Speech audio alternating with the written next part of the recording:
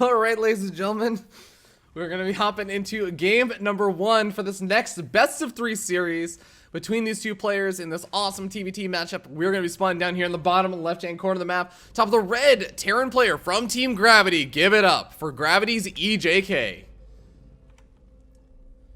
And his opponent, the European, up here in the top right-hand corner of the map. The yellow Terran player representing True Esports. Give it up for Beastyqt.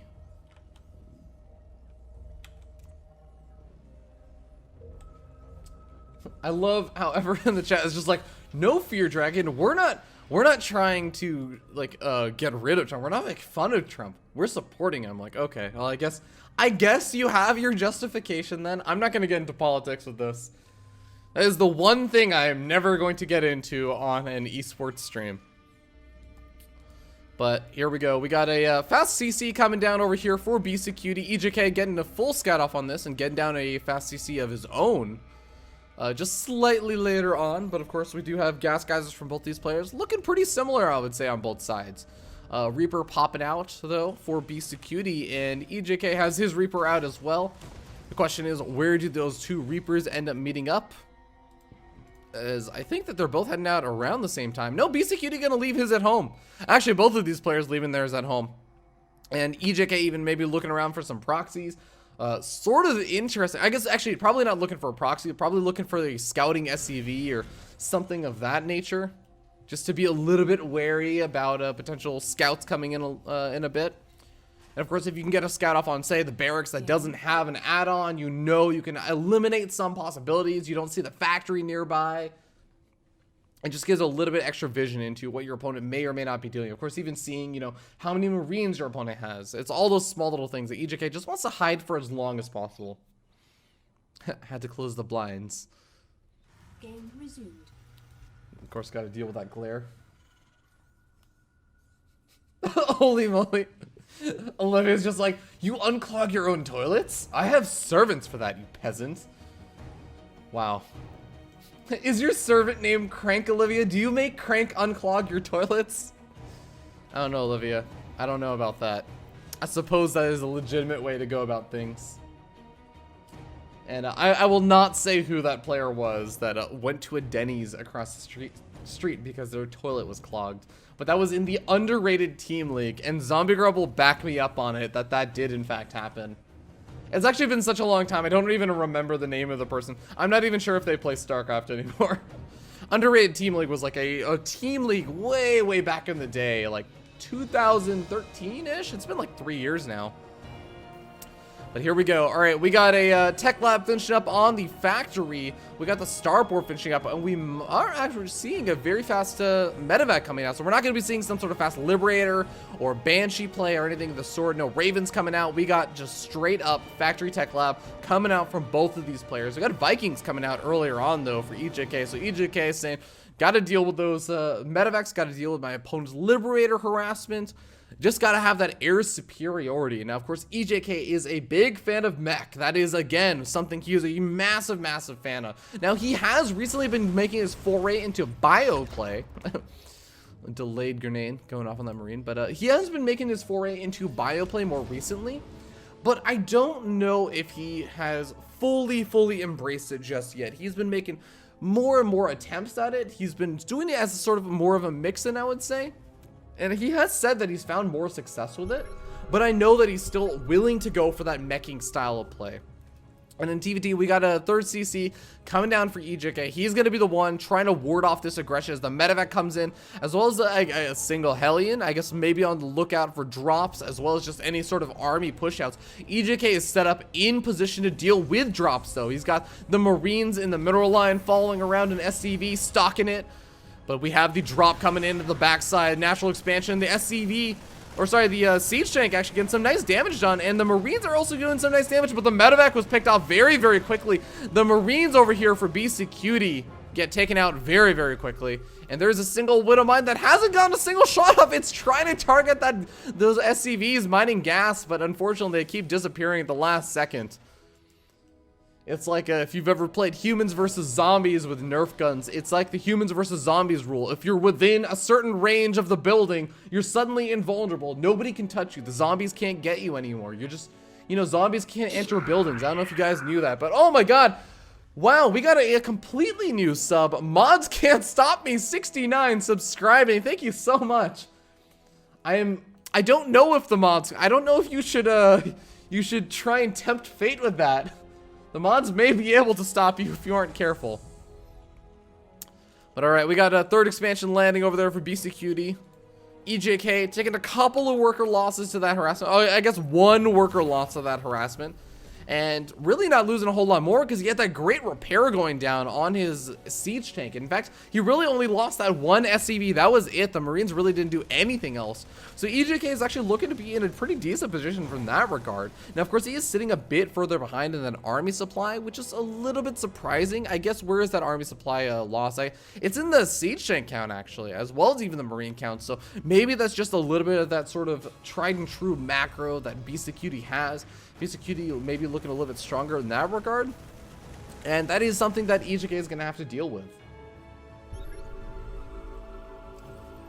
But we got siege tank siege up in a nice position over here for Beastyqt. EJK is maybe looking around, just doing, and he keeps doing this. He was doing this in the TvZs, which I think is a matchup you see this a little bit more commonly in, where you do that slight move out, and maybe not all the way across the map, but you move out a little bit, and you kind of get a little bit of map control. You take out any potential Marines or Hellions that are on your side of the map, try and do a little bit of damage, or shut down a little bit of vision from your opponent.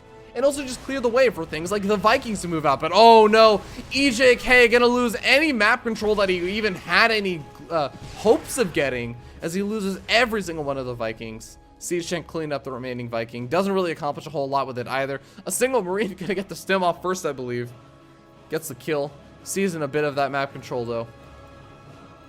But that is a bit of a frustrating situation because now we have Beastyqt with 6 Vikings and EJK just sitting on the medevac count now. So it's sort of a role reversal swap where before EJK had the Vikings and had no medevacs whatsoever, and now we have Beastyqt with the Vikings and no medevacs whatsoever. Now Beastyqt is going to be able to get a couple of medevacs now. He's going to be able to at least heal up some of these Marines as they try and get a, oh actually wait a second, Stim is only just now finishing up, so much later Stim coming up from Beastyqt.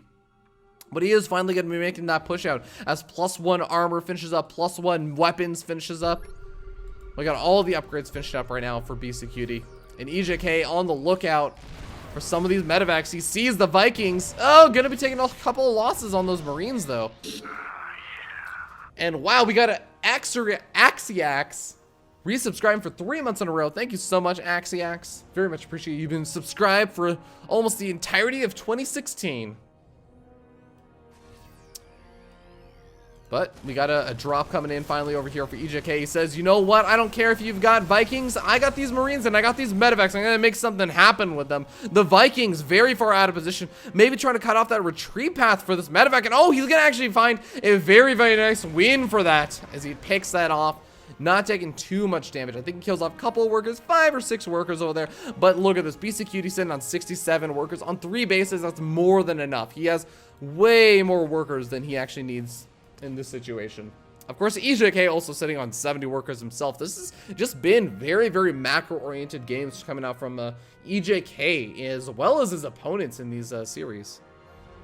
But of course, that is sort of just a natural thing that ends up happening when you have a player like EJK, who I wouldn't say is necessarily super passive, but he is not one of the more hyper-aggressive Terran players. He likes to put on little bits of harassment, but he goes in for the big push-ins, I would say, a little bit less frequently than you might see some other Terran players do. But here we go. Siege tanks finally sieging on up. These two players are getting very close to max out as they start to dip a bit in army supply as the first wave of siege tank shots go out. But the Vikings really going to be causing quite a few problems over here for EJK. He loses one of the siege tanks in the medevacs. He has to retreat on out.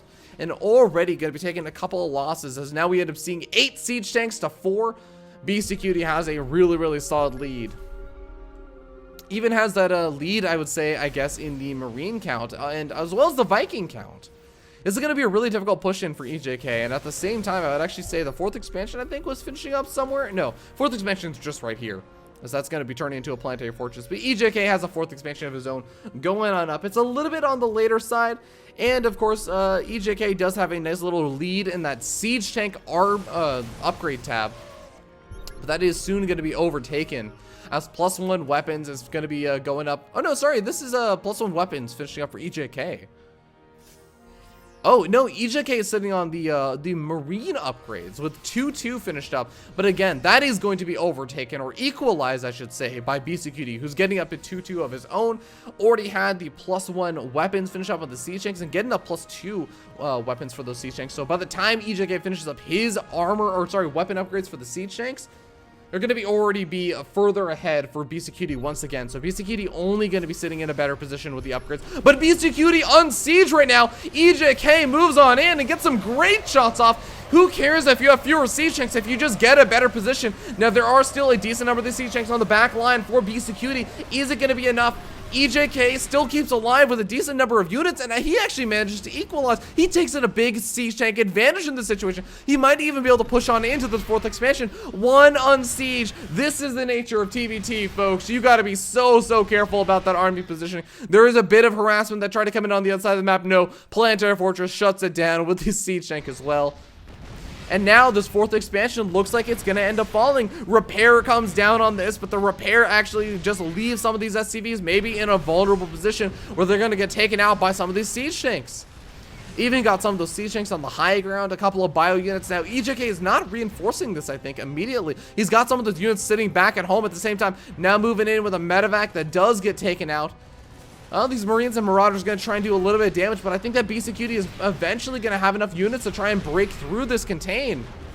He may not actually end up losing this command center, but he's losing a lot of his workers, down to just 54 workers. The units in the main base get cleaned up. Beastyqt is starting to take out some of these siege tanks on the high ground, on the cliff. The Vikings also going to be able to push this back, and finally, Beastyqt manages to save that 4th expansion. But look at this, a huge dip in supply, 40 supply behind, or almost 40 supply behind, at least 35 supply behind. And EJK is looking much stronger than he did not too long ago. Single siege tank also over here. A bit of a vulnerable unit to leave back at home. EJK finally gets the memo on that siege tank. Retreats it on home, and Beastyqt, I mean, the nice thing is that you don't necessarily need a massive worker supply, I would say, to keep up at this stage in the game for a TvT, because you are going to be relying on those mules from those triple orbital commands. Your main and natural expansions are pretty much mined out, so really it's going to be useful to have more workers for a 5th command center. But oh, Vikings getting taken out. They spot out. Beastyqt moving in over here, trying to go for the counterplay, trying to equalize some of that damage. And oh my god, there's actually enough siege tanks that I think he might just be able to gun down this 4th expansion. No chance of saving it. Oh, one final volley, maybe. I think some of the siege tanks actually did not fire at the right location, but here we go. EJK maybe trying to do a bit of a cutoff over here. He's trying to find some of these army units. He's getting in position over here. He's trying to stim up some of these Marines, but he's not going to be able to catch a majority of the army for Beastyqt. Beastyqt continues to whittle away at that planetary fortress, but he is not going to be able to take it out. Only 2 siege tanks left over. Those 2 siege tanks are going to get cleaned up by EJK eventually, and that is going to allow EJK to resume mining. And that is so important because EJK also has this 5th expansion that he has finished up, and he's mining with it. At the same time, cleans up those 2 siege tanks, getting up his +2 weapons upgrade for that for siege tanks of his own. He's now sitting on +3 armor for his bio, which is something Beastyqt does not have.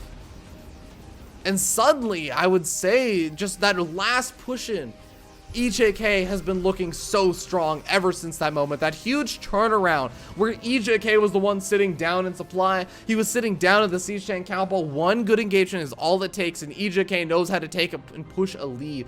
He is a player that I think definitely gets better as he moves in the later stages of the game. He gets better, and he is I wouldn't say that he's not a micro-oriented player. It's not that he's just a macro-oriented player, but it's the fact that, ooh, he's just really solid in the late game. He loves to do those nice little push-ins. He loves to do nice little micro tricks to get into good spots in the late game when he has the economy to support doing those kind of cool little micro tricks.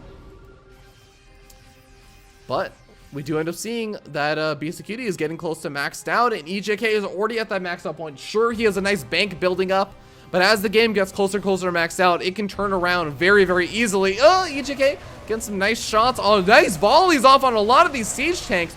Both of these players got to be a bit careful, but at the same time, we got a couple of siege tanks sieged up over by that 4th expansion of EJK. Now moving over to the main base. At the same time, the stalemate in the center gonna be, I would say, maybe favoring Beastyqt a little bit more, as he has a couple more siege tanks in the mix.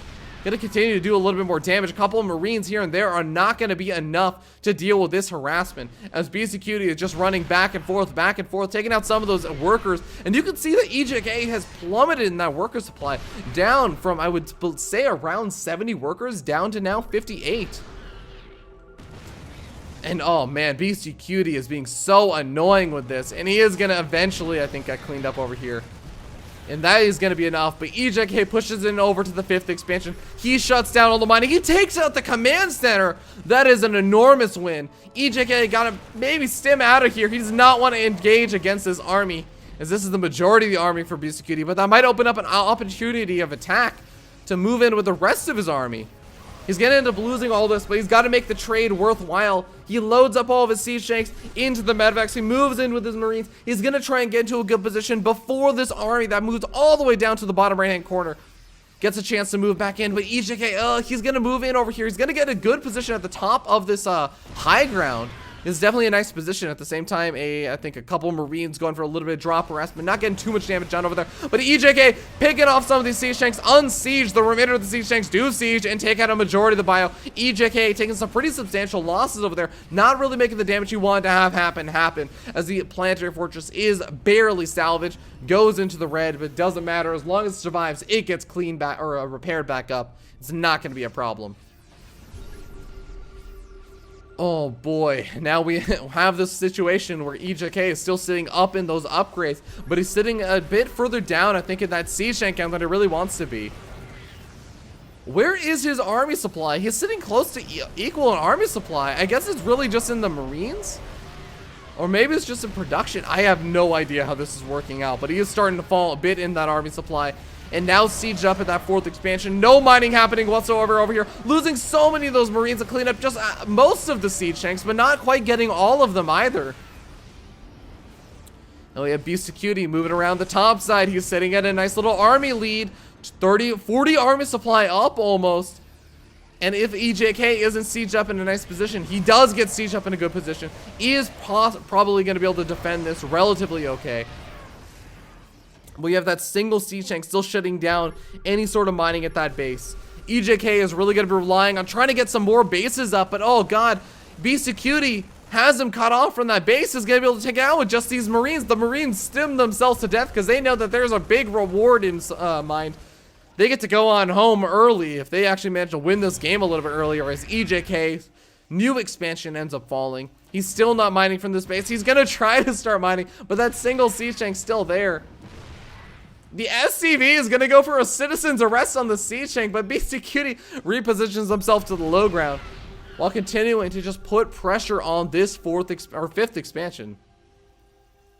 At the same time, Beastyqt has an orbital command that I think is lifted off from his main base. Yeah, that's lifted off from his main base, just mining over there. Who needs an extra orbital? This is absolutely brutal play. Beastyqt has been so scrappy. He hasn't been taking the most amazing main engagement fights. I mean, doing a little bit better with some of those earlier engagements, but definitely where I would say Beastyqt has been showing his true colors, really showing his power, has been in this harassment. The harassment that has been picking EJK a little bit apart, making it harder and harder for him to keep that lead as he tries to split himself across multiple bases to defend. That is definitely where Beastyqt has been taking the big advantages in this game. Looks like EJK finally starting to clean up some of that army over there.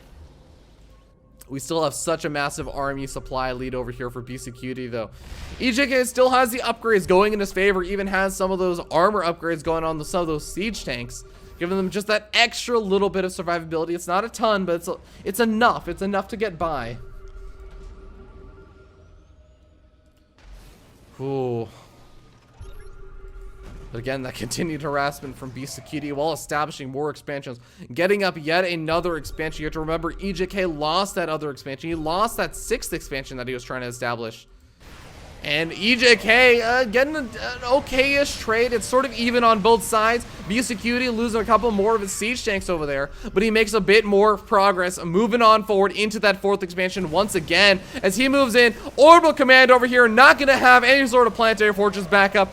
All of these SCVs are going to be forfeit. Beastyqt going to be taking game number 1 after a very, very long series. Wow, and we are going to be moving into game number 2 shortly, ladies and gentlemen. We're going to hop to a short little commercial break. I'll see you guys a little bit with game number 2 of EJK versus Beastyqt. All right, ladies and gentlemen, we're hopping straight into game number 2, and it is going to be on a map that I do not have a map intro for, so we get to hop and go right into it. As we spawn down here in the bottom right-hand corner of the map, top of the red Terran player, give it up for Team Gravity's EJK.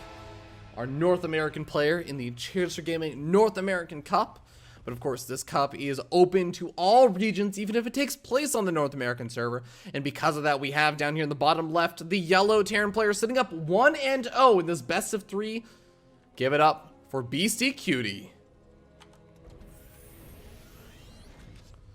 Showing some pretty solid TvT play. Didn't take the best first engagement over there, but definitely made it work in the end, and that's all you can really worry about, I suppose. That is what matters. It doesn't matter how messy the victory is, or, you know, if the early game you kind of were starting to fall a little bit further behind. Doesn't matter, because if you take it in the end, that's all that gets recorded. But here we go. We got Beastyqt coming out with a relatively fast factory. Immediately after that, barracks actually foregoing the Reaper as well, just going straight into the Marines. Not going for a second gas geyser just yet, though. Maybe going straight up to a starport or something. But in the meanwhile, we have EJK going for a build that's a little bit more similar to how he played in that last game, where he was going for the 1 rack CC, getting out that first Reaper, moving around for the scout. Now, Reapers on this map, they are actually, they're not amazing, just because really it's sort of deceiving. You would think, oh, well, you can jump off maybe along this entire area. No, you actually can't jump up on this side of the cliff. You can only jump up over here and over here. And because of that, you can see Beastyqt is already pretty much prepared for when this Reaper tries to hop on in. The SCV going to be moving around, trying to get a bit of a scout. Not going to be able to find a whole lot, but does see the barracks, does not have any add-ons coming up, doesn't see the factory. So he knows that there's not at least any of those kind of swapperoos going down. We do have a Widow Mine popping on out for Beastyqt, going for a very fast Widow Mine drop, as well as adding on that command center just a little bit on the later side. At the same time, we have a Reaper coming on in from this backside. Now, here's the kind of thing, like the Reaper comes in over here, yeah, it gets over here a little bit faster, but it still has to move up along this area. It's going to take shots from these Marines. It cannot get into the main base, and this is one of the reasons why I think Beastyqt may have opted not to go for it, as well as the fact that, you know, going for a fast drop, Widow Mine drop, Marine drop, whatever have you, is going to be a pretty nice play, just because there's a pretty short air rush distances. You have that Xel'Naga watchtower. Okay, this is really cool. I really, really like this Xel'Naga watchtower. This is like actually one of my favorite parts of the map, because it's just this area where you're like, hey, if you have a Reaper or if you have a drop ship or, you know, something along those lines, you can use that to try and get a little bit of vision of the drop path, but it doesn't cover this bottom side. That's the important thing. So this medevac moves all the way around. EJK has some ideas that it might be coming, and he does manage to get the drop on the drop ship. Widow Mine does manage to burrow just barely in time, though. Gonna push those Marines back a little bit, and these Marines over here for Beastyqt are getting some good damage done. Killing off 4 workers so far. Gonna be able to kill off a couple more of these SCV, or these Marines as well, and even getting off another kill on another SCV. This has definitely been a pretty effective drop over here for Beastyqt, shutting down a lot of this. 6 workers killed. Gonna be able to load up with 2 more of those Marines. Get out of there with a medevac. Make sure that there's no additional mining at the natural expansion. Now, luckily for EJK, there is no mining over here at the natural expansion. But even forcing that Reaper back from the Xel'Naga watchtower is going to be a really nice win. Now that Reaper can go back over there, and I'm glad that EJK is doing exactly that. But that Widow Mine has burrowed in a more offensive position, killing off 1 more worker, forcing out a scan. Beastyqt is going to be so happy with all that. I mean, killing off 7, 8 workers, during the midst of all that, and even going to be able to establish that natural expansion behind it all. Keeping that medevac alive. Oh, you want to make sure the medevac doesn't get target fired down. Oh, that's a little bit unfortunate. Could have retreated that back home. But regardless, EJK going to be sitting behind 6-ish workers. Now, the Reaper does move on in during the period of, you know, where there's not a whole lot of defenses back at home. Does get a better idea of what's coming out behind all this. But, I mean, what is that? I mean, it's nothing super surprising. He doesn't see mech play. I mean, who does he think he's facing off versus against? EJK. No, EJK is facing off versus Beastyqt. Beastyqt gonna be going for that bio play. He's getting up the tech labs on his barracks. He's getting up stim, combat shields. He's preparing for that late game. But, of course, EJK gonna be the one also adding on additional barracks, and this is the one you actually have to be a little bit certain of. Is he going for mech or is he going for additional bio? And he's gonna be just continuing that bio play. He went for the bio play in his last TvT. He's definitely favoring it a little bit more these days, and gonna be sitting a bit further behind, I would say, on some of those upgrades. I mean, yeah, his stim is not gonna be too far behind, but the combat shields is gonna be much further behind. Considering he still hasn't even started up that second tech lab on any of these barracks that are just now getting added on. So we might actually see a nice little timing window where Beastyqt has a decent number of Marines, he has stim, and he has combat shields finished up, and he can make a push in before EJK's combat shields finishes up. And that's going to be a really, really big victory. That's going to be a really nice lead for Beastyqt if he can take advantage of that. But he is making a nice little move out right now. I guess combat shields is actually getting pretty close to finish up. Stim is finishing up. He's going after some of these rocks, maybe pushing in, trying to make the opportunity for attack a little bit easier. The Viking, a knight. Oh, that's actually so cute. I love the use of the Viking over there. I was talking about drops, talking about Reapers, Blink Stalkers, and all those kinds of things. But yeah, a Viking could also seize control of that Zelnaga Watchtower pretty easily. And he gets wind of the fact that these rocks are being knocked down and that there is likely going to be some aggression. So he repositions the Siege Tank. Siege Tank going to be in a nice position to actually deal with any of the units as they move down after taking out those destructible rocks. The combat shields is finished up. Now the Vikings trying to take out one of those medevacs, getting some good damage done on it. Not quite going to be able to pick it off. But now Beastyqt even knows that EJK is aware of the push coming across the map, so he's going to be a little bit more wary. Taking a look at the upgrades, we do end up having, yeah, stim and combat shields have finished up, but here we go. Combat shields is only just now coming up for EJK. It is not going to be finished in time for this fight, most likely, if Beastyqt really tries to put on the pressure right now, but he's got to be careful, got to be taking some shots against that siege tank, but no, he gets a scan down, spots out the siege tank, is going to be able to make his way around the units. Oh, massive stim up from all of the Marines over here. Not going to be able to get a single thing. That is a really nice win for EJK. I mean, effectively, he's just taking out a ton of the medevac energy for these medevacs. Or at least starting to whittle it away. It's not exactly super low. He's still got a decent amount of energy left over. But now Beastyqt going to be the one siege up in a nice position. This is going to be remnant of some of those old TvT maps where you ended up having the siege tanks on the low ground, sieging up on the production. Luckily for EJK, he's only taking damage on one of his barracks, not on one of his factories. That would be absolutely brutal. Losing a tech lab or something would be a massive, massive deal for EJK. But EJK is sieged up at the natural expansion in a nice position. Going to be able to ward away those siege tanks at the low ground of his main base as well. So he's sitting in a decent spot to defend this. He is still sitting also down in supply a little bit as, oh, the drop comes in, actually a double drop with this Marines, the siege tanks all coming on in, and still we end up having EJK able to defend with a lot of these Marines coming in, but he takes so many worker losses. 33 workers killed so far this game. I believe that's at least 15 to 20 workers killed with just that double drop. A massive amount of damage done, and this forces EJK into a big, big offensive position. He has to be offensive. He cannot afford to sit around and just allow the economy for Beastyqt to spiral further and further out of control. He has such a massive lead right now, and he's going to be able to go after these third expansion. Or I suppose the fourth expansion potentially, as he takes the third over here. I don't know if he's going to try and take this fourth expansion super early. I mean, yeah, he took a massive worker lead right now, but you do not want to try and tempt fate. If you have a worker lead, then you want to focus on getting up some of that army supply so that your opponent cannot just counter push across the map, get one good engagement, and end the game. You want to really be ready for a big counter swing. But Marine over here for EJK. I guess maybe looking around for an opportunity of which angle to come from. Does he come from the top side or does he come from the bottom side? It looks like Beastyqt gonna get a spot off on the army coming in from the bottom side. EJK maybe reconsidering that Marine, not quite in vision range or in attack range of the Zanlaga watchtower. He's just gonna move along the bottom side. But Beastyqt, again, he's ready for him. He's going to delay EJK even further. So this is just going to buy more time. More rounds of units are going to be coming out. That third expansion has some time to get up and maybe get a little bit of mining going down. We do have big stim up over here for Beastyqt. He takes out all the Marines. Everything gets taken out. Beastyqt going to be your victor in this best of 3. Moving on to the next round.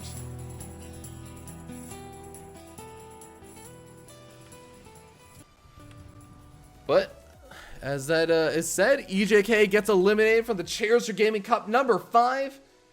And we are going to see, wow, the bracket has actually moved quite far just because we've been watching like very long games. I forgot, you know, when you launch 2 series with EJK, they're going to be really long series. But guys, we're going to hop into a short little break as we get ready to hop into the next series. We'll see you guys in just a little bit.